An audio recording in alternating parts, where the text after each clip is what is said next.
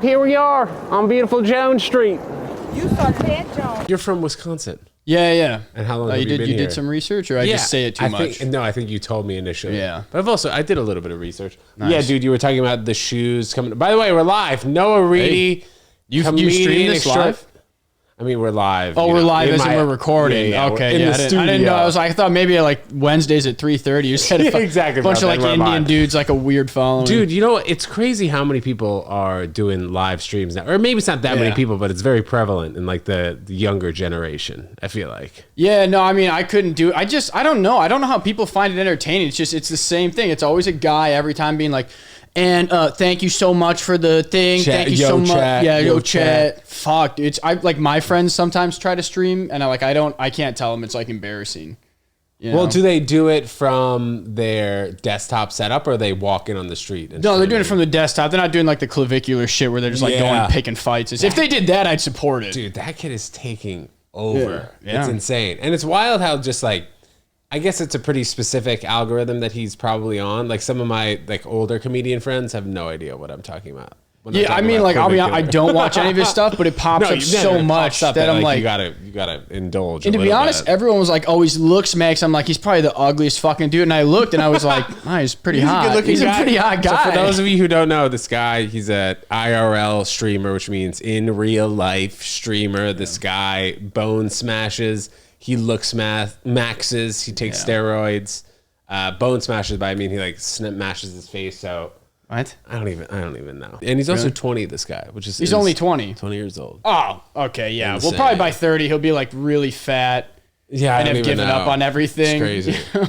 It's crazy. But like, yeah, the new generation is streaming in real life. And then I think comedy is one of the only like pure in-person art forms we have left. Obviously theater and ballet of sorts. Yeah, don't rip on ballet and opera. Yeah, you better be careful with that, man. Maybe you should rip on it and they'll stitch it with the Timothy Chalamet thing. That could be good. Dude, I want to start from the beginning. So you grew up and spent most of your time in Wisconsin. Did you go to college there too? And then when did you move to New York? Yeah, I moved to New York like October of 2024. So like recent, year and a half maybe.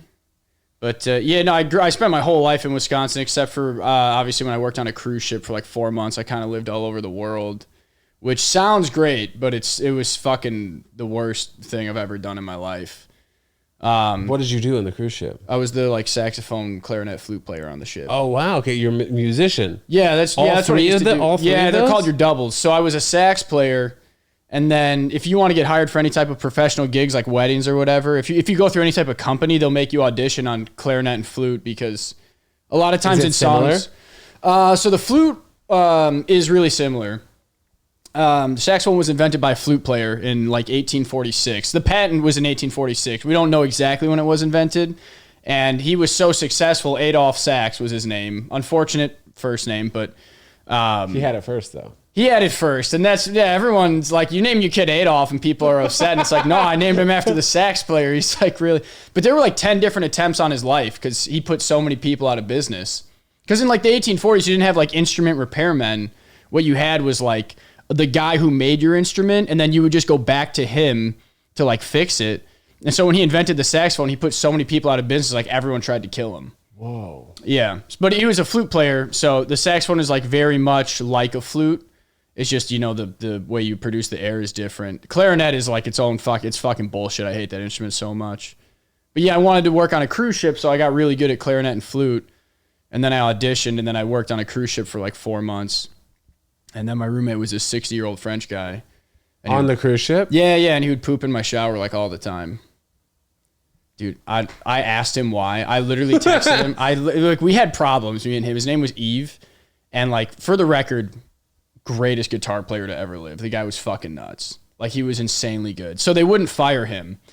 But he would get blackout drunk and he would like fall asleep on the toilet and shit. And then I found poop in my shower one time and I texted him verbatim and I was like, hey man, there's poop in the shower. I said, you're going to clean it up and you're not just going to like rinse it down the drain. I said, you're going to pick it up and you're going to like bleach the shower. And then he texted me back I could find it on my phone. He texted me back verbatim and he goes, oh man, it was cold and dark. As usual, our cabin is doomed. I was like, what does that mean, dude? It's like I feel like a classic foreign text. It's like he spoke English, just like he was bad at it. How are the living quarters on the cruise for people who? So your little kitchen here, yeah, it's about the size of the kitchen for like 2 bunk beds, a bathroom. Right. It's really small. I spent like I've definitely watched a lot of episodes of Below Deck. I've never seen it, but all the stuff I hear about it, it's like working on a cruise ship is somewhere between that and the military. Right. Okay. It's very military-esque. It's like 3 meals a day. It's all like rice and mystery meat. Yeah. You can't stomach it. Yeah, you never know what, dude. It could have been Soylent Green for all I know. Little dog. Yeah. When did you do this cruise ship though? Was this right after high school or after college? It's like 2 years ago, like to the day, I think. Okay. Oh no, I got off the ship February 17th of 2024. So I went to college from 2016 to 2022 because I was just taking my time. Nice. Yeah. Well, I got through my 5th year, and I ran track in college, but I got through my 5th year, and then I thought I was graduating, and my advisor was like, "You got 1 credit left," and I was like, "What's your job? You know, like isn't this like your whole fucking thing?" Yeah. So then I didn't, because of COVID, my eligibility got delayed. So like I didn't compete fall. I didn't take any classes fall my 6th year, and then my 6th year I took 1 credit in the spring, and I got to like do track for a whole other year. And then I graduated, and like 6 months later, I did the cruise ship thing. And then immediately after that, I did stand-up because I was like, I had been writing down jokes for a long time. Yeah. And, you know, it's like, oh, one of these days I'm going to do it. And then suddenly I was on this ship where I was playing like fucking Besame Mucho 6 times a day. And there was a 60-year-old guy taking shits in my shower. And I was like, you know, I don't know if this is for me. So I started writing down like 5-minute sets, and then I just did comedy like a month after I got off the ship. Did they have a comedy show on that ship? Because no, they would have like washed up comedians like come on and do like sets. Like you would have guest artists. It all depends on your ship too. So like I was on a very small, brand new luxury. Like we had celebrities come on the ship like a lot. It wasn't the celebrity cruise ship line, right? Didn't they have no, it wasn't the celebrity line. That's like a brand. They just call it that. Right. It was called Regent, but it was like the most luxurious ship in the world. But it wasn't really luxury. It was just like they could treat you badly, and it cost a lot of money. So like that was the luxury. But like I got to play with Shania Twain once. Like that was cool. Like she came on the ship, and then we got to drink with her afterwards. And like I always throw that in people's faces. That's a big one for me. What's her famous song? Let's go, girls. Oh, okay. That one. Man, I feel like a woman. That's what it's called. Man, I feel like a woman, and don't impress me much. Right, okay. And then you're the one. You're still the one I find. Oh, yeah. Yeah, that one. Yeah. Right. Okay, no, all 3 of those. Okay. Yeah. What event in track and field did you do? I pole vaulted. Whoa. Yeah. Dude, you ever see that viral meme where the guy got his wiener stuck on the... Yeah, there's like 2 super viral memes. One, the guy, he hit his dick on the thing, but... That's got to happen all the time. No, I've got a super tiny penis, so it has never happened once. You avoided it? Yeah. You got like one nut. I was like trying to. I was like, come on, just one time. And it just kept hitting my chest. The exposure. Yeah. Well, the thing is, everyone looks at that and they're like, he didn't win the Olympics because of it. And it's like, he placed like 18th. Like he wasn't even... Still 18th, and that's very good. Right. He jumped very high, but like... It's so messed up. It's not like Olympics. It was for the first play. And also, like, he didn't get into the pit. Like, that's the issue. It's not that his dick was big. It's he didn't vault well enough. Oh, okay. So like, if you would have got deeper... if you would have got further... No, he wasn't trying... Yeah. Can you imagine? Well, there's the other famous one where the guy gets the pole, like, in his ass, you know? If you've ever seen that. That sounds more fun. Yeah. No, I didn't. What a dream. I didn't see that one. Now that I think about it, the guy just got really good at pole vault just to, like, soft launch. Yeah. He's like putting like a dildo at the top of it. I was like, why are you doing that? He's like, I got a plan. How did you get into pole vaulting though in Wisconsin? Well, I sucked at baseball, so that helped. I wanted to do baseball, but I was really bad. And then where'd you go to college? Still in Wisconsin. It was called University of Wisconsin-Eau Claire. Okay. Yeah, it's just some D3 college. Yeah.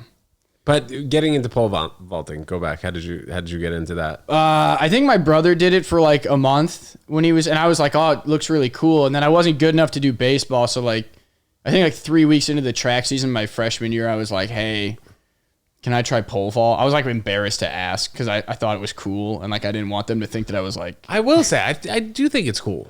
It's cool in video, but like Very you can niche. never invite a girl to go to a pole vault meet because it's like 8 hours of sitting around. Because they start the bar at like the lowest height, and then they move it up 6 inches, and everyone who's in jumps at that. And then like by the end of my college career, I was like good enough that I was like the last guy coming in. So like I would wait like 5 hours for all like the fucking idiots to jump. You wouldn't have to even do those beginning rounds. You come in at whatever height you want to, because like you've maybe got 10 good jumps in you. So like if you take 20 jumps before you even get to like a height that matters, you're exhausted. Interesting. So I would wait till like 15 feet or whatever, and I'd come in at like 15 feet, and then I would jump at that. But like by that time, the whole meet, everyone else is like packing up. It's like the last event to go. Like nobody's watching, you know. But why wouldn't people stick? Isn't that the main event? Nah, everyone sticks around for the 4x4. That's what people care about.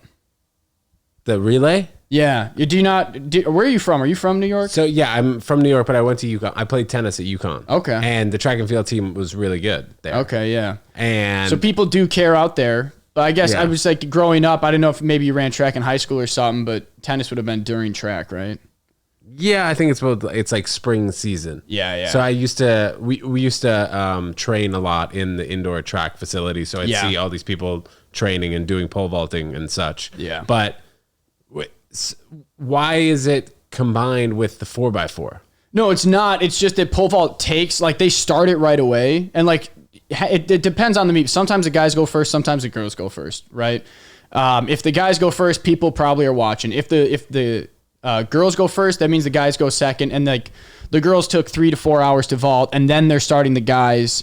And then the guys take another 5 hours to vault. So, like, it's an 8-hour thing. The whole track meet's going on. By the time the 4x4 gets done, like, pole vault might be the last thing, or it's going on at the same time. And, like, the field events, just people don't really, like, go to watch them that much. Right, and also I do tend to forget that track and field is, like, a thing. Like, they send all the track and field people to that one event. Yeah, like, the whole team goes and the 4x4 is, like, you need people cheering. Pole vault's kind of just, like, oh, good luck on your jump. Yeah, you got 3 attempts this height. Get your wiener stuck on the bar. It's very, like, I mean, it's much more, like, something like triple jump is very anticlimactic because, like, people jump and then they go, and then 30 seconds goes by and then they have to, like, measure it and then they tell you if it's a good jump. But, like, pole vault, instantly if you get, like, it can be super hyped up, but, like, it's got to be the right meet. Like, if it's a meet no one cares about and you're just jumping, like, to jump, like, no one really gets. But, like, I've had some fucking hype meets.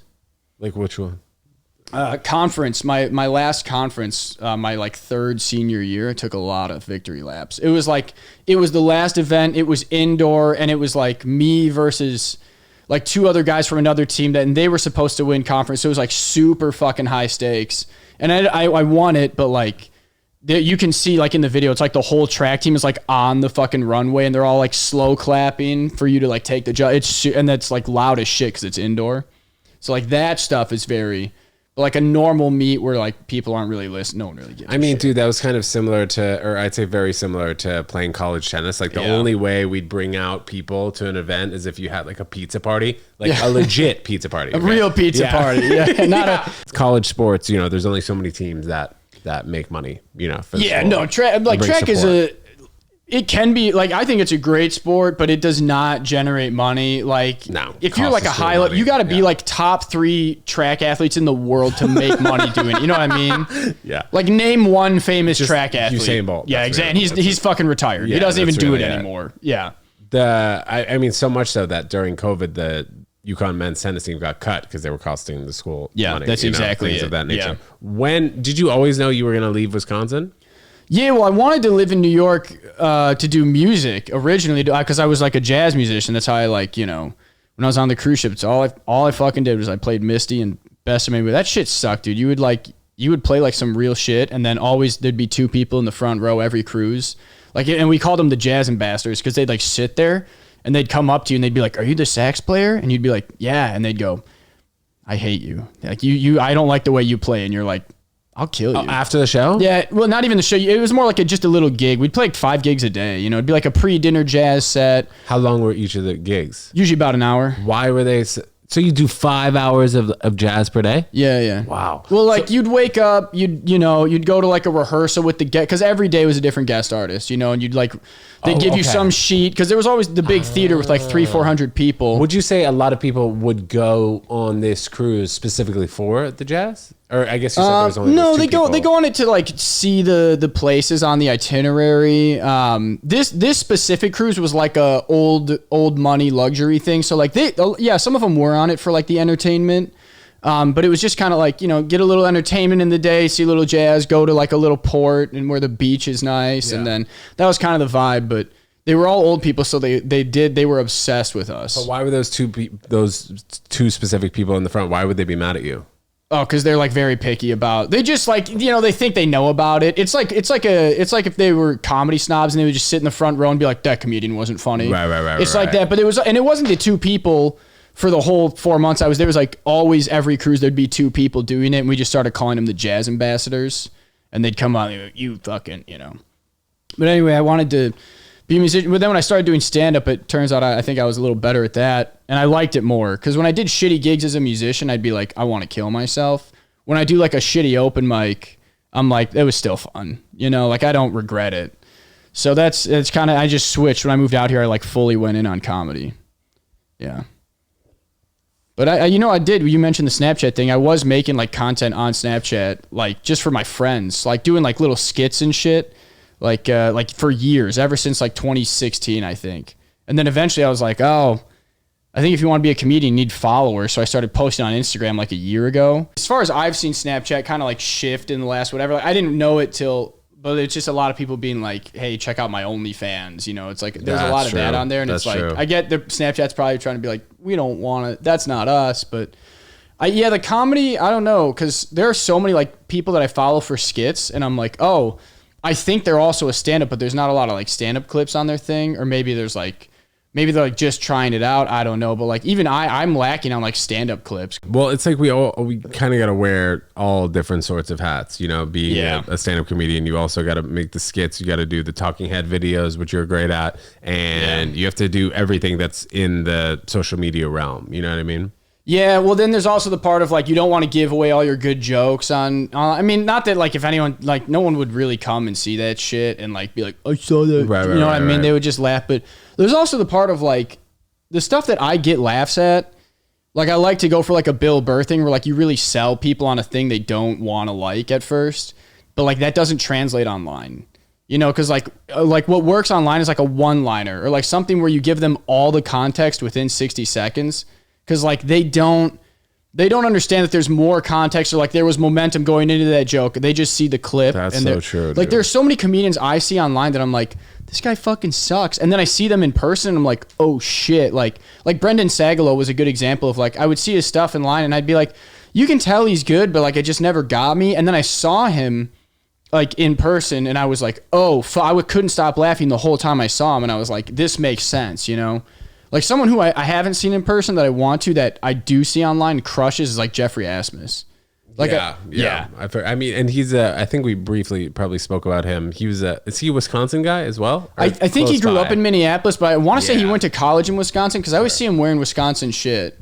Maybe I've heard him say it, but like, yeah, I think he probably went for like history or something. That's like all he talks about. Yeah, well, and I think now, especially within the last like, 5 to 7 years, you don't really specifically need to be in a market to then start touring and building an audience. Before 7 years ago, you needed to be in a big market like New York, LA, or maybe now it's like Austin. But now you can build a social media presence and then tour kind of all over the place. Well, he is passed at the Cellar. Well, right. That's what I mean. He's a New York guy, but I'm just saying you can be in a Minnesota or Wisconsin and then just book dates out of there. Obviously you'll get more reps in New York and other places, but you can do that. What were you saying? No. I agree with you. The thing I would almost argue is like when I see those guys come out of like even Austin too, not to shit on Austin. I know everyone shits on the Austin scene, but it's like, you see those guys come out from like Austin or even LA or like Minneapolis and you're like, they're getting tours because they have a lot of followers, but like they're not good. Like not that there's a lot of great comedians, but like they're just not like, because anyone can write a really good joke, right? Anyone can write a joke, anyone can perform it, but like what makes you a good comedian versus not is like just those 20 years of experience where it's like the thing you do in between the jokes, like the momentum, the transitions, like the being able to like win a crowd and keep a crowd. So different. And that's what that's what we were talking about in the beginning. Some of the real only art forms left are live experience in the room. Like you can see a tape of a 15-minute tape of somebody at a comedy club, but if you weren't in the room, you didn't feel the energy of the other 75 to 100 people sitting next to you. It's a completely different Well, experience. like seeing a concert on a phone, you know, where it's like, yeah, this looks like shit. Bro, yeah, and that doesn't even really exist, watching a concert on the phone, unless you're watching like a documentary about Woodstock. Yeah. You know, then you're like, okay, that looked lit. Yeah, but besides that. I really don't even know people who would really even watch a concert on the phone, unless you're I'm saying it's like when people upload videos of concerts on the phone, they're trying to be like, look at how great. It's like, this sucks. It's the same way seeing stand-up on a phone. Like, it translates better. Yeah. But it's not, it's like, dude, no, you weren't there. Like, it's true. Fuck, it killed, you know? Like, you didn't feel the energy and like how loud the laugh. I hate when like you get a good tape, but like something's like, maybe you couldn't really hear the audience laughing in the tape, and you're like, am I just fucked? Yeah. Like, this sucks. This was an awesome performance, but it doesn't. Or like, you get a room where the ceiling's too high and the laughs get like lost. Yeah. And you're like, am I bombing right now? And then everyone afterwards is like, I loved it. And you're like, I couldn't tell. Right. I couldn't hear shit. Yeah, it's the vibe in the room. And it's just, I think like a lot of people who are comedy content creators and they're starting to get a really big following, they probably have people around them that are like, yo, you should do stand-up. And them not really understanding that, like, it's not just go do stand-up. No, I hate that. As I mean, they could go, you know, and sell 1,000 tickets on a 3-day weekend, something like that. But it's just, it's an interesting time. Well, here's what I wonder about those people. Do you think people go back to see them again? Like those guys that's an interesting question. Yeah. But they might not need people to go back and see them again. You know, like if you go back to that same city a year later and you have 25% more followers, those are the new people that are going to come see you. Yeah. And if you think about it, how many people really see more than 3 or 4 comedy shows a year? Yeah, unless you live in New York City. Yeah, or even in New York, you know, like people will go to the Comedy Cellar like 2 to 3 times a year, and maybe if they love comedy, they'll go 5 or 6 times. I guess it just kind of depends on how much you love stand-up, how much you love that particular person, if you love their work. But yeah, it's different because, like, you know, 15, 20 years ago, you'd get the Comedy Central half-hour special, you get the HBO special, you get the TV sitcom. Now it's just like there's so many different things you could do as a now people are like stand-up. So many people are claiming credits of like stuff that's like not a credit. You know, like even like Don't Tell is like, it's a credit, but it's like they're kind of just anyone can do it. Like I almost got cast on like a Netflix show like a month ago where it was like, I think the show fell through, but they liked me for it, and they liked the guy because the guy picked for my partner was an Olympian. He's like a decathlete, got like 7th. So like he was way better pole vaulter than I was. And he did 9 other events. Made me a little insecure, a little bit. About what? About cosplaying a pole vaulter? Yeah. Yes. Cause I was like, oh, when I met him, I was like, I pole vault. And he's like, oh, I got 7th at the Olympics. And I was like, well, dude, how much money did that guy get when he got 7th at the Olympics? Dude? Probably none. I mean, I think he's like a Nike athlete, so like he gets he gets shit for free, you know. That's cool. Yeah, but like I almost got, and I was like, you know, if I got cast in this mall competition show, I'd be claiming that as a credit. You know, I'd be like, I'd make people say that when they bring me on stage. You've seen this guy on Netflix. Wait, what do you mean mall competition? It's that. Dude, that was the type of show? Dude, it was so confusing. So I just put you up for it. Some lady DM'd me and was like, hey, I think you'd be great for this. We're doing it's a competition show called Win the Mall. And it was like a legitimate mall. Yeah, so you would live in the mall for 2 weeks. Is this a Mr. Beast show? Yeah, it basically was like a. Your water, it was. Oh, thank you. Yeah. Are you sponsored? You should almost. be. We'll see. Well, yeah, for right now we're blurring this out. Yeah, until they give us the money. I think they'll know. I don't think there's a lot of. Yeah, I have to blur it out the entire episode. I think they'll know that there's not a lot of water bottles like shaped like this. You know. Sure. I like how you've got books in the fireplace. Very symbolic. Yeah, bro, exactly. Burn that shit. I've read all the covers of it, I'll tell you that. Yeah. I've not read all the books. You can read a book by its cover. I am a huge fan of judging a book by its cover. I'm like, the cover sucks. Why can you not judge a book by its cover? You judge food and you judge movies by the YouTube thumbnail. Yeah, I judge women by how hot they are every day of my life. And then you talk to them. Sorry, but anyway, go back to the mall thing. You were talking about what they were describing. Fucking, no. Okay, so I would like live in the mall for 2 weeks was the premise. And then this is what they never explained. They're like, it's like Monopoly where you go around and win kiosks. and then you like can leverage those to win other ones. I'm like, yeah, but how do you win? And they're like, oh, we're still figuring it out. And I'm like, don't you shoot in like 3 weeks? Like, I think the show just fell through because they had like no solid plan. Yeah. I would think a lot of shows are in like pre-production like that before they get to the Netflix thing. Because also, do you ever watch Mr. Beast stuff? No. I love it. I love his stuff. Yeah, dude. It's so, I mean, like his Amazon games. You ever watch it? No, I thought he made like a Netflix thing. Was it on Amazon? No. Okay. It was with Amazon. It's like Beast Games. It's like Survivor. Yeah, I heard about it. I watched Survivor. Yeah. That's great. Yeah. that's great. The man I show. told them that that's the man show. I just went on a kick like in college during Christmas break. We would go to the... Bro, and there's like 80 seasons too. Yeah, we just watched all the seasons with Russell. That's what we did. Who's that? One of the guys? He's like one of the main villains. He was so bad they kept bringing him back. He's like the most hated character on the show. Yeah, but I told the mall people, they were like, what's your strategy? And I was like, I want to be like Russell from Survivor. And they were like, all right, you're in. Yeah, I was like, I'm going to manipulate all the women. And I was watching this show Alone on Netflix. Also, that was the last thing I watched. I've seen one episode of that. Bro, just hardcore. Good. Yeah, they drop them off in the Arctic Circle, and then 90 days later they crown a winner. So like pretty much the last 2 people have lost like 75 pounds by this time, and they're just living off the land. And then by the end, it's like middle of February. So they're ice fishing. They're trying to catch bear and moose. Yeah. And you know what I was thinking about? It's so cool. On that show Alone is like, those guys are survivors, and like that couldn't be me. But I saw there was a guy on Fifth Ave. I work on Fifth Ave. There was a homeless guy on Fifth Ave. And it's like, I don't even like using the term homeless because he had like a hut. You know what I mean? He had like a door and like a roof, and I was like, looks like a home to me. You know what I mean? That guy would be great on Alone. Yeah. Because if you made me homeless in New York, I would get out of New York. This guy like made a life. You know what I mean? You just leave. Yeah. I mean, what? I would have to hang out with all the other homeless people. No. Were you outdoorsy in Wisconsin? Not in. I mean, like you do stuff outdoor. Like I would hunt and shit, but I wasn't like a fucking survivalist or nothing. You know. What would you hunt? Deer, just deer. I mean, it's got like the best deer hunting in the country. Interesting. What do you do with the deer after you hunt it? Have you ever hunted before? No. Okay, so I would make my dad gut the deer. Is what I would do after you. The way you deer hunt is like you sit in a fucking wherever the hell tree stand or on a log, and you get out there at like 5 a.m. and then you just sit like this with a shotgun. Usually a rifle. Are you allowed to like drink coffee, or is that too much noise? The deer would smell it. Yeah. You shower in like unscented stuff. You like spray yourself with like scentless whatever. Got the camo on. Maybe. Orange, blaze orange. Oh, okay. Yeah. Why? Yeah. What's up with? Because deer are colorblind. So, but you don't want other hunters to shoot you. So you wear orange. That would be an issue. That's. If you bow hunt, you can wear camouflage, but like, deer hunting, it's usually snow. It's snowy in Wisconsin, right? When you deer hunt, so it's all white.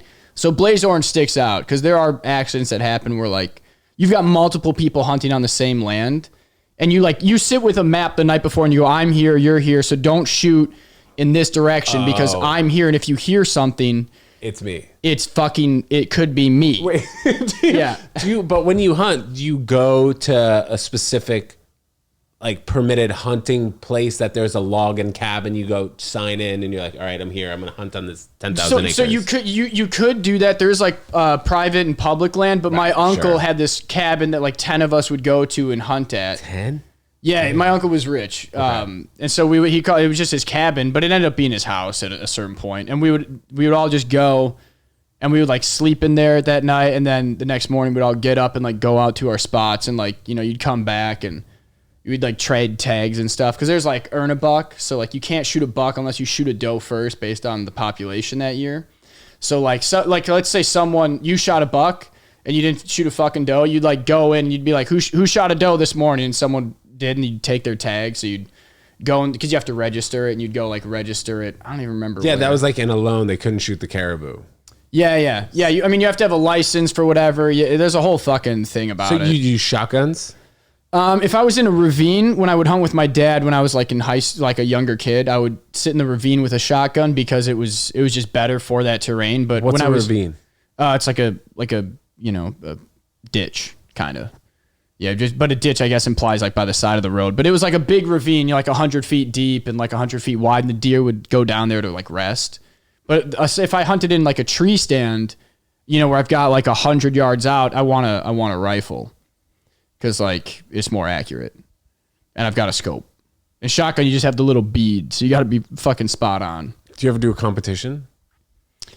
No, I mean, it was just bragging rights, I guess, but you wouldn't. I've never done a shooting competition. Like my old MMA coach does shooting competitions, and like that's great. I don't see myself getting in a scenario like that. I think he just wants to be effective with a pistol because like he's all about being like the best fighter, you know. And so like I guess that plays it. I don't really see myself getting in a gunfight with anyone anytime soon.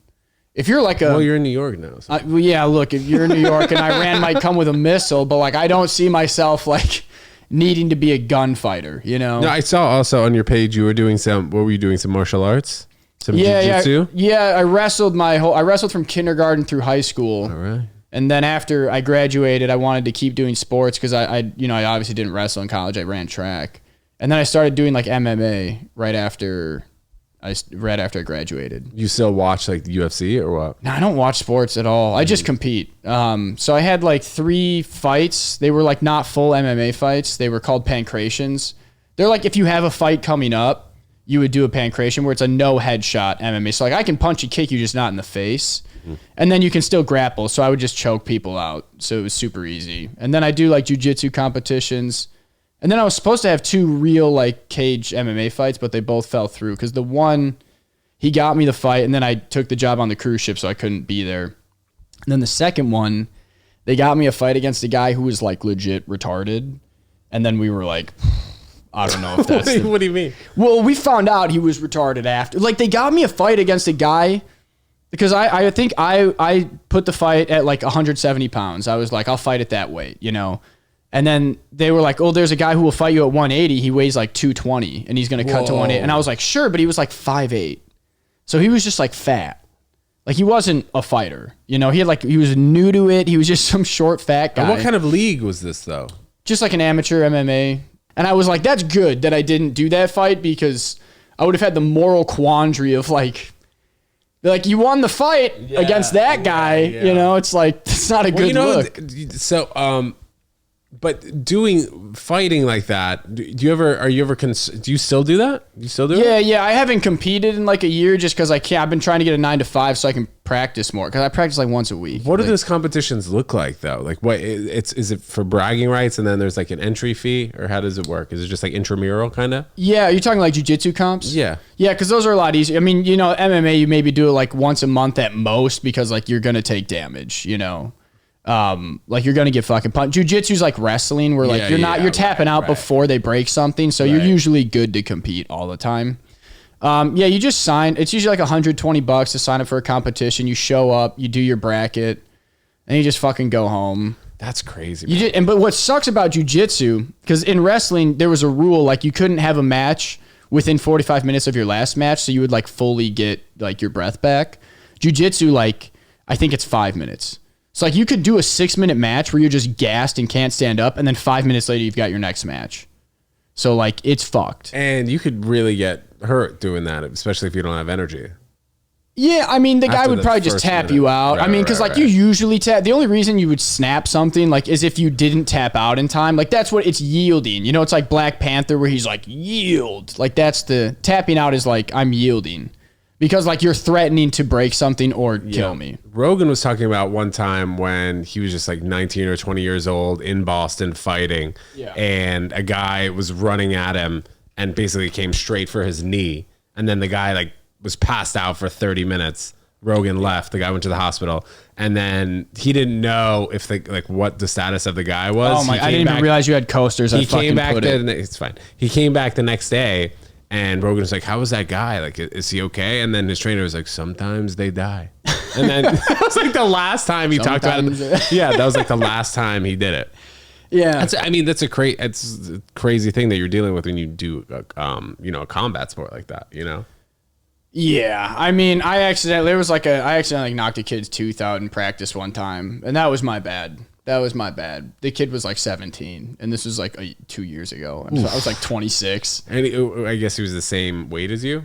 That's why. We were just practicing. Well, we were like striking. We were practicing striking, and he was like, I think he had maybe done like one boxing practice ever. So like boxers, kind of forget that you can kick people, and he was like trying to like dodge my stuff. And like when you first start fighting, you way overreact. You know, like if I were to throw a punch at you and it was your first day, you'd do one of these because you don't know how to like read it very well. Like the more experience you get, you kind of just pull like the exact amount. Right. It's like a little bit more effortless, kind of. Yeah. You're just better. It's like reading the room better. You know, it's like doing comedy and like knowing when to say a joke or not. You know, it's the same thing. But he was just like dipping really low, so I took my knee like not even 6 inches off the ground just to like show him, be like, hey, if you dip your head, you know, like I'm not gonna touch you, but like my knee is there. Someone could hit you with their knee. But one time I like must have taken like a foot off the ground, and he dipped like so low that he just went straight into my knee, and then his tooth was like fell out, and I was like, Yeah, I'd say getting a knee to the face has got to be sometimes harder than the fist to the face, or maybe most of the time. The fist doesn't rule. You're usually wearing gloves with the fist. The knee there's no fucking glove. This shit hurts. Yeah, but I don't know. It's just like it's weird because in fighting, it's not really like pain. It like you don't think of it like, oh shit, that hurt. You know, it's just like, oh fuck, where am I? Like it's like a concussion. You know, you just get rocked for a minute. Right. You might have a headache later in the day. But it's not like the immediate pain of like, oh, damn it. You're like, it's just like you got to come to. And then I guess you get a lot of adrenaline from it too. Yeah. There's a lot of times like I'll get just insane mat burn and I don't notice it. And then I go in the shower right after practice and it's like my body's on fire because you're just feeling that shit. Oh, it's so bad. Yeah. Probably tennis would have been better on. Yeah, you got to give body for tennis, bro. Yeah, I probably should have done tennis. I think my dad was really into tennis. He was just playing growing up. Yeah, it was like his thing, and then we bought a ping pong table. And then you guys are playing in the basement, or what? Yeah, and then if I didn't, like, he would play with a frying pan just to like shit on me. Yeah, man. And then if I would lose, if I was like playing really bad, he would accuse me of being like on drugs or something.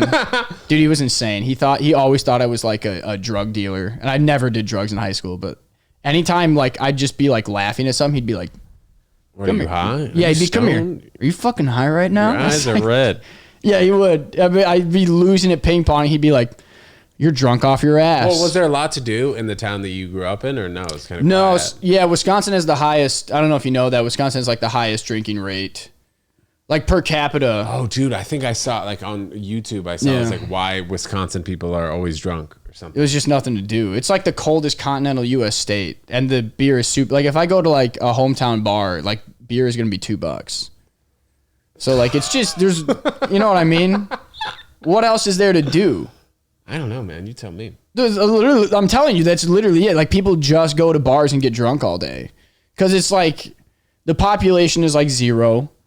No one's happy. What was the name of the town you grew up in? It was called West Salem, Wisconsin. It was 4,000 people. Bro, how many people were in your high school? It was decent high. It was like 400 or 500 in my high school. But my buddy Jed went to this high school called Oliva and Strum, two different cities. They would do like joint high schools a lot, you know? And I think there were 75 people in his whole high school. Like that's like a one-room schoolhouse, you know what I mean? That's like one teacher per grade. That's nuts. That's like being homeschooled. Yeah. Yeah. You have any crazy stories from high school? What was that? You have any crazy stories from high school?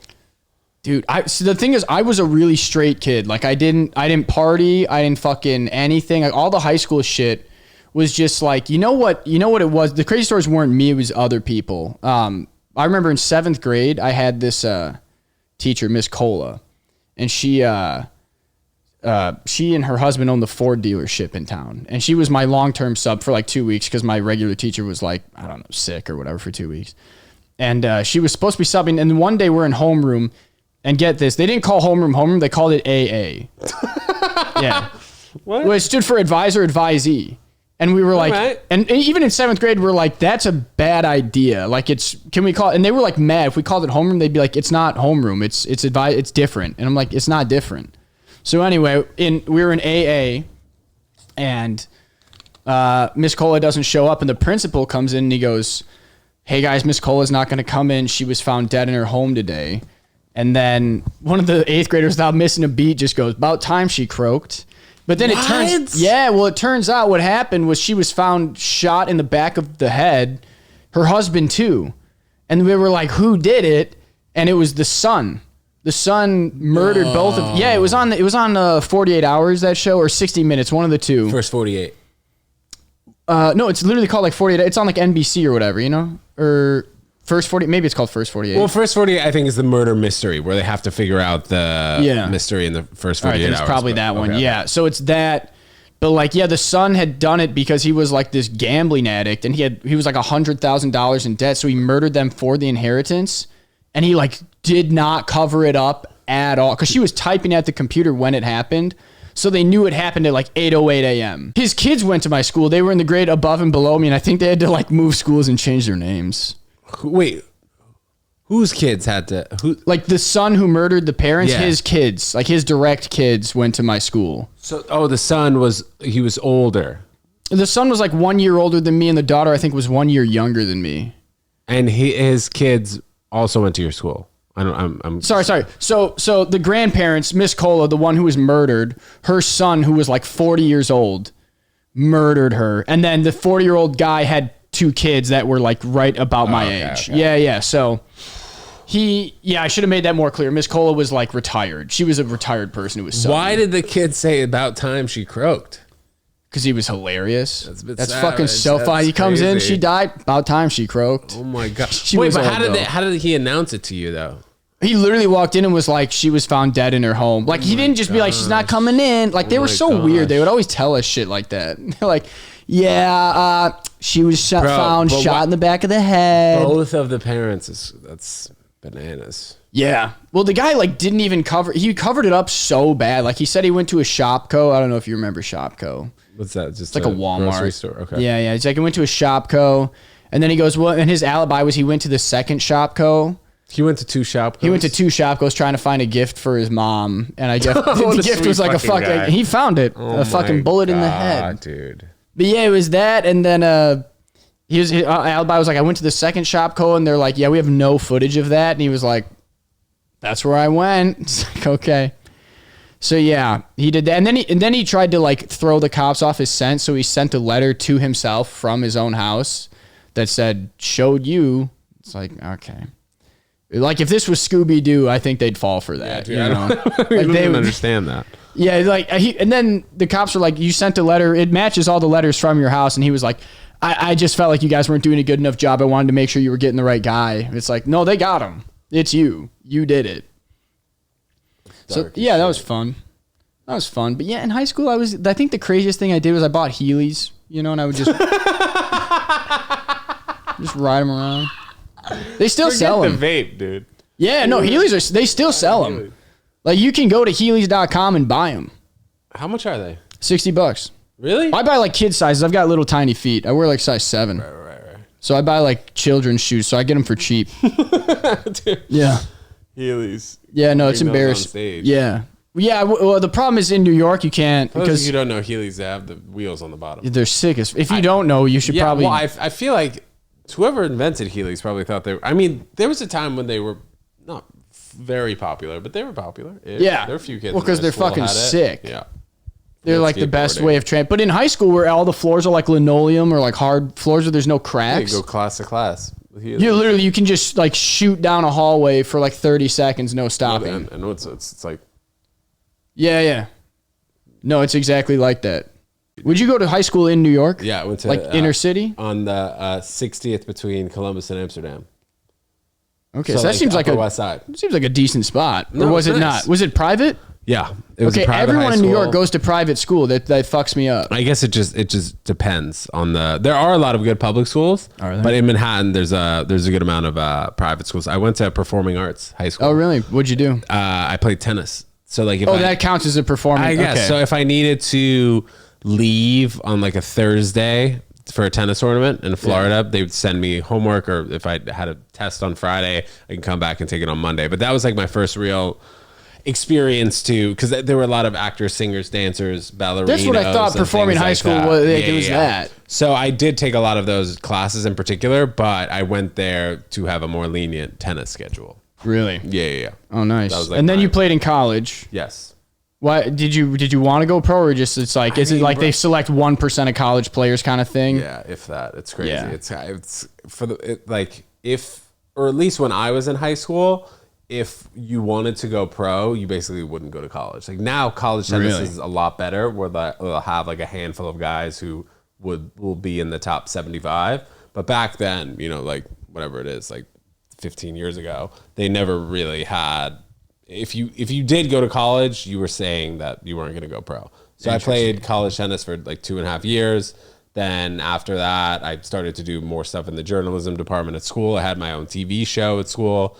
Came back, and then I worked in real estate for 6.5 years, and then I started doing like stand-up. I was because I feel like real estate in New York, if you get good at it, I feel like at 6 years you're probably making insane money. No, dude, I was a property manager, so I wasn't really making. I was like salary based. I wasn't selling. You're making like $70K just doing nothing. Yeah. If you start selling apartments in New York or renting a lot of apartments, you can do very well.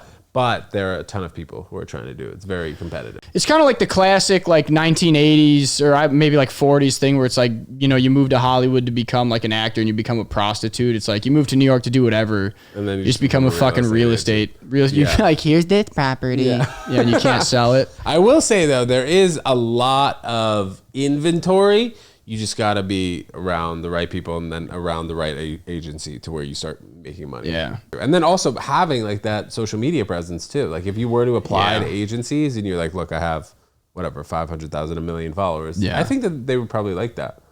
Well, if you had 1 million followers anywhere, they'd probably...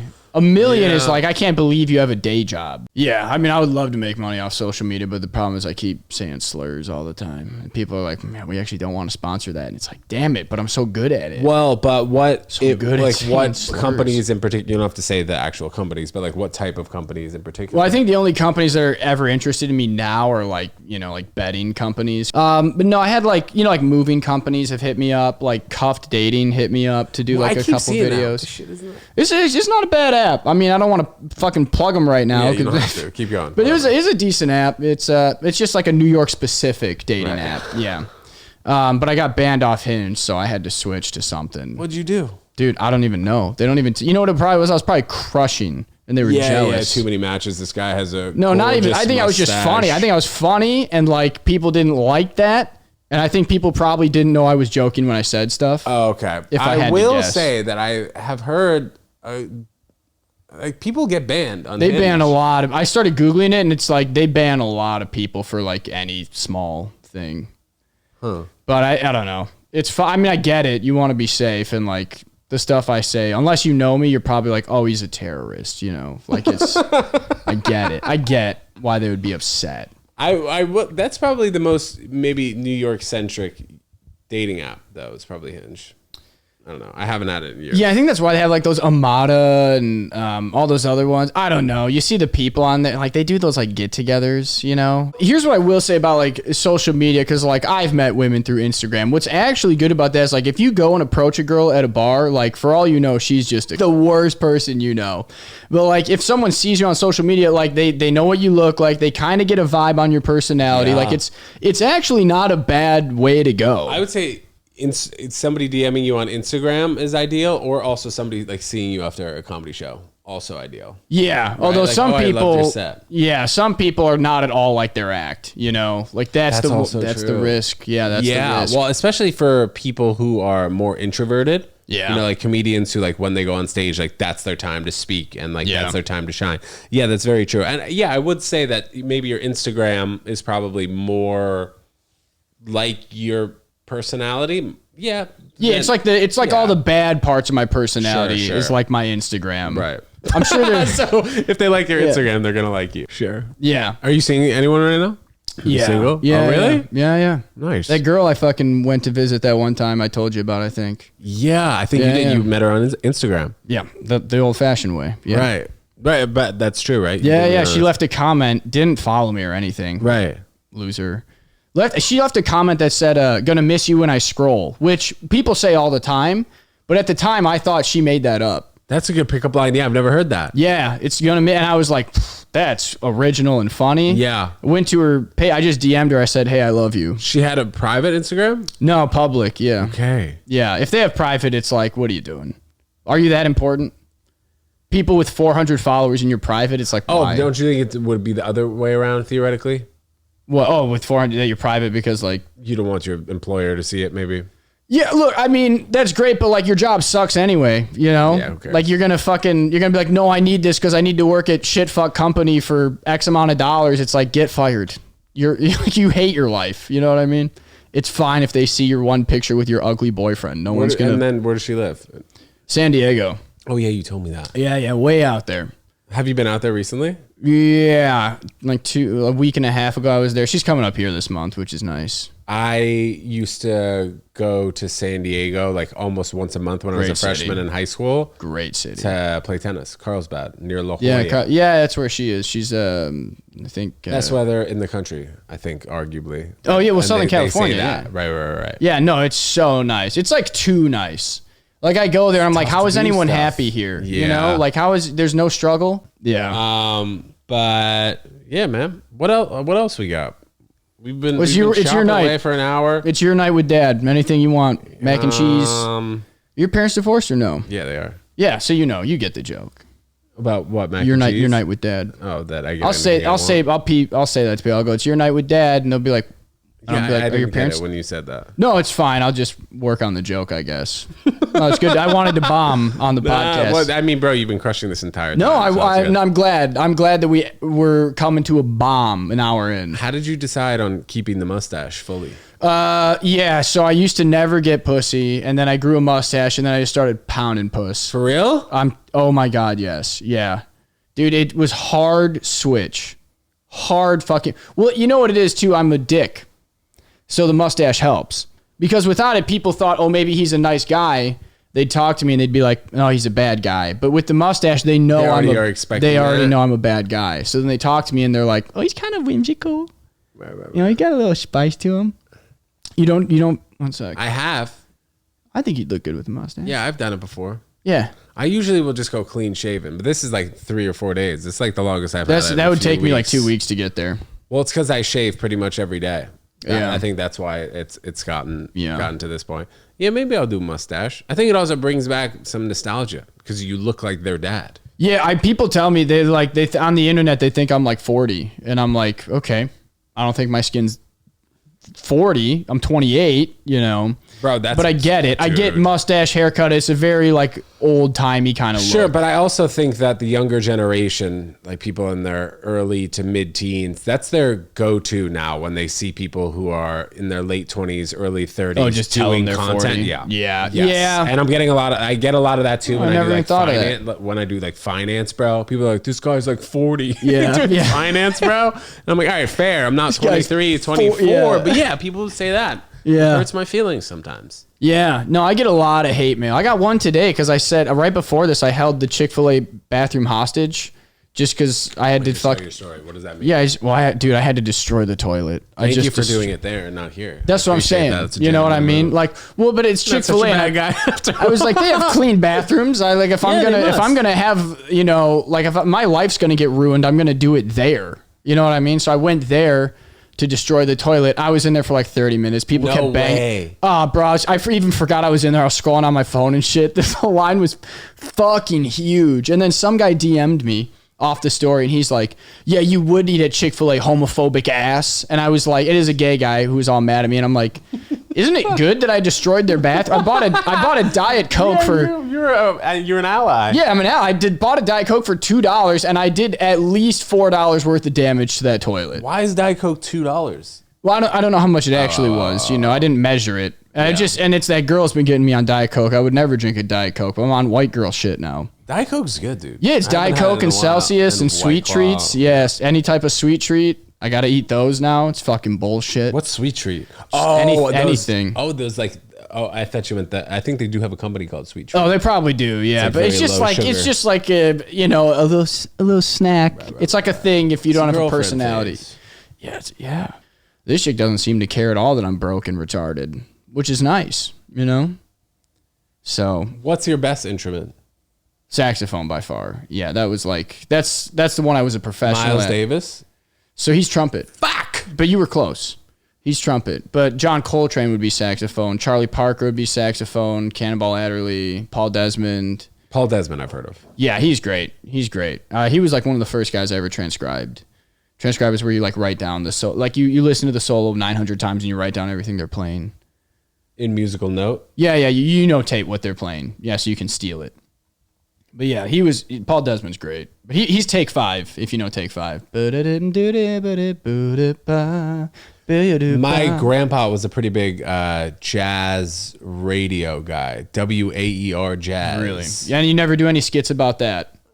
Just like you never just do blackface and put on some glasses. I've done that, but I've never done that. I do blackface all the time. How would I do skits about the radio jazz? Just, I don't know, as a radio jazz host and like the weird shit they'd say, we're going to skiddly bebop into the next 2. I don't know. And he would just be like, Frank Sinatra and he did a lot of jazz. Yeah, Frank Sinatra just took a break from playing that hit to call women in the street fat pigs, and he was going to smoke 9 cigarettes. Time's different, man. Yeah. But I do think, like, especially being in New York, do you ever play at jazz bars now? No, I basically stopped playing when I moved out. The only time I play now is when I'm doing like Gay Jazz Friday, where I don't know if you ever saw those posts. So I ended up getting a super huge gay following on accident. And then I was like, well, I got to milk this. So I started playing saxophone in my underwear for them, and I would call it Gay Jazz Friday, and they were feral. And then I stopped doing Gay Jazz Friday, and they got really mad. But the way I stopped was I did the scene. Have you seen Love Actually? Yeah, it's been a long time. You know the poster scene where he stands there and he's like, for now, I'll tell you I love you, but since it's Christmas, this is how you tell people. I recreated that scene in my underwear for the gays, and I was like, for now, Gay Jazz Friday is done, but I still love you. I don't know. I haven't practiced, honestly, in like a month, 2 months. Like it's... Yeah, but I used to practice. But I used to practice. No, it's like lifting. It's like use it or lose it. Really? Yeah, I used to practice. So when I was in college, I would practice like 6-8 hours a day. Like I practiced a lot because I sucked. If I was way better, I wouldn't fucking practice, And then when I was on the cruise ship and I was playing like 5-6 hours a day, I was still practicing like an hour a day. Because you can't suck, like it goes away. Like your mind is there, but like the facility is gone, and like the setup I play with, like how hard the reed is, how big the mouthpiece is, like I can't produce a sound the same way like I used to. I guess because there's a lot of moving pieces too. Yeah, like your fingers got to be totally lined up with your head and shit. It's not. It's like a sport, like if you tried to go back and play tennis the way you were, you probably still play a lot now, but like if you stopped for a year, do you think you'd be able to play as well as you did at your peak? I get kind of, yeah, because I think it's more muscle memory, and I think muscle memory doesn't go away as much as like mental memory does. Okay. With like, it sounds like what you're saying, it's a lot of more mental. Yeah, well, like really the physical part of it, like I can't produce the sound I want, where it's like my tone is off. Which is like, maybe I just have a better ear for it than other people too. But like, yeah, when I listen, like if I try to play now and I record myself, I go, all my decisions are dog shit. And I would imagine that if you're like drinking or smoking weed, it's got to be just very difficult to continue. Yeah, I used to think it would make me better because I would be like, who cares? And it turns out, no, I suck. Like it's stand up. You're like, I crushed. And then you watch it. Here's the honest thing. When I drink, I feel like I do so much better. Doing it in stand up? Yeah, and I watch the recording and I'm like, yeah, I crushed. Really? Yeah, sometimes, but it has to be on a show and I have to be like belligerently drunk. Cuz I think it's like the idea, like I think that they can tell that I'm belligerently drunk really helps. As long as I remember most of the punchlines. If I start forgetting the punch, I've never forgotten the punchlines while drunk. That's the thing. I think that's what will eat into people's sets. If I was drunk and forgot all the punch, have you ever done that? I haven't like drank and done stand up in years, but I remember like in the very beginning I would do it here and there, and I never like did well when I was really drunk. How long have you been doing stand up? Like 6 years. Okay. How did you get into it then? I started in New York. So one of my friends was my tennis coach when I was like 16 years old. He was in between, like in Long Island, he was teaching tennis, and then right after he graduated from college, he moved to New York. He was working real estate just randomly, and then he started to do stand-up comedy. I would go to his shows when I graduated college, and then like it took me a few years to actually start to try it myself. But he was one of the inspirations I had to starting it. Like he was doing shows at the Stand and New York Comedy Club. It took me like 3.5 years to actually start to fully do it seriously. When's your next trip outside of New York City? Ooh, well, I don't have one planned right now. Well, we got to plan it, bro. Trip out of New York City? Yeah. I mean, it's probably when I go visit that girl in San Diego Nice. again. So you're going to do spots when you go out there? I should, dude. I went to a show when I was there at San Diego, and it was like Madhouse Comedy, and it was just a showcase, right? So it was like hometown heroes bullshit, and it's fucking San Diego. Like their life is too good to be funny. You know what I mean? Well, they also have the Comedy Store there. Have you been there? No, that's in La Jolla. I meant to go to that, but it was just like, it was like a spur of the moment thing. We were like in downtown and we are like, oh, let's go to Madhouse, you know? Mm-hmm. So we go, there's like 10 people in the audience. They put me front and center, and I was like, I'm a comic. Don't do this. They're going to try and crowd work me. It's just going to be weird. And then all the people, like, they had to be like 2 months into comedy. So they all tried crowd working me.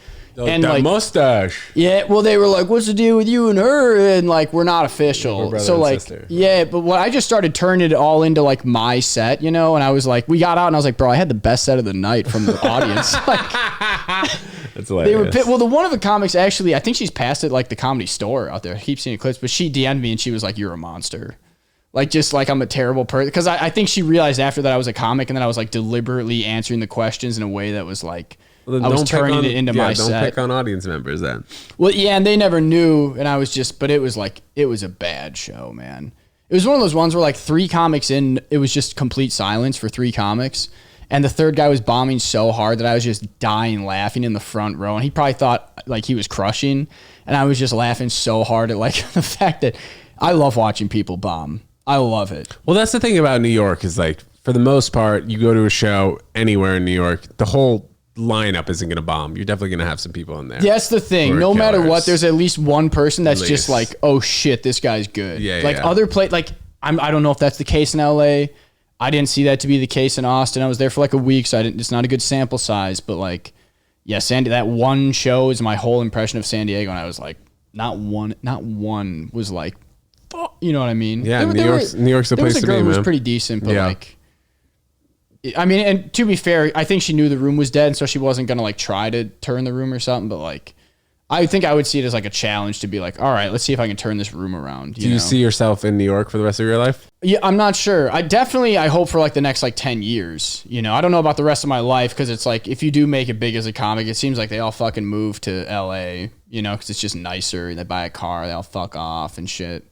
But Louis sticks around here. You know, maybe he's not the best example, because he's got his own little thing, but like, I think every comic would recognize him as like one of the best, if not the best of all time. Yeah, you know.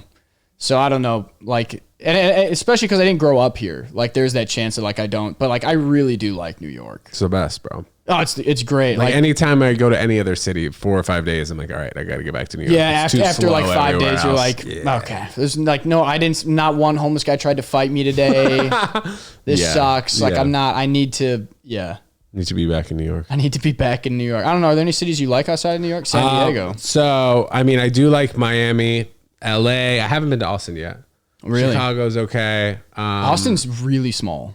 Yeah. Well, I mean, especially comedy scene wise, but like Miami's got a good amount of things going on. I'm going down there Sunday. I've got a few shows lined up, but you can go down there and at least get one show a night. You know, that they have that. But like, is it just like if you have like 5,000 followers, they'll put you up kind of thing? I mean, I have relationships with people down there because I've been going down there for a little bit now. But yeah, I don't know. I think it's like, it is definitely more entry level. Like, there are a good amount of shows that you could go to. They have like bar shows theoretically. But as long as you feel, this is how I feel, as long as you think that you had a good set and your timing and cadence was great, it doesn't really matter how the audience is, I think. You know, like, as long as you feel like you had as long as you feel like you had a good 10-minute set, 15-minute set, like, yeah, the audience is going to be indifferent. You want to obviously make them laugh and have them pay attention to you, but like, you can work on things pretty much anywhere. Yeah, I do like the idea of like going into a room that does hate you and like your stuff isn't working, and be like trying to be creative and like find a way to make them to make it 100%. To make the most, to make it work, or like see if you can turn them, because like I think that like when you see, I'm jealous of that when I see that in other comics, when I'm like, okay, they like their shit's not working, they found a way to like bring it back, you know. Definitely. So that's like, and that's the thing I learned as a jazz musician too, where it was like, oh, these people hate us, or it's like whatever I'm doing is not working. Let's see if I can get one thing. Yeah. Yeah, that had to have been good preparation for stand-up comedy. Yeah, it was just the idea of getting on stage. I did like a sketch show the other day, and I like just did like I had like a minute on stage of like one line, and I came off, and everyone was like, "Oh my god, you're like a natural," and I was like, "Why are you acting like this is the first time I've been on stage?" I was like offended. I was like, "Stop!" They were treating me like it was my first time ever doing anything. I was like, I was a professional fucking musician. Fuck you guys. They're like, dude, you're a natural. I was like, what? Yeah, being on stage is very helpful before you start another gig that is also on stage. Yeah, but that's the exact same fucking thing. Yeah, definitely. So I don't know what their deal was with treating me like an asshole. Well, you're a nice guy. Do you mean that? Yes. Noah, this was a great episode, dude. I feel like this is a good spot. This is a good spot to stop here, to wrap up. But before we get out of here, why don't you say your Instagram, where we can find you, what you got coming up, and just so everybody could check out your stuff. Yeah, it's my Instagram's at Noah Reedy 97. I think my TikTok is Little Pizza Boy's Dream. A little pizza action? Yeah, it's from a video I did a long time ago. The shirtless talking head mustache videos are very fresh on Instagram, so you got to check that out. Anything else? No, I just hope everyone had fun, you know? I know I did. Oh my God. Noah, thanks so much, guys. Thanks so much for tuning in. We'll see you guys next time. Peace.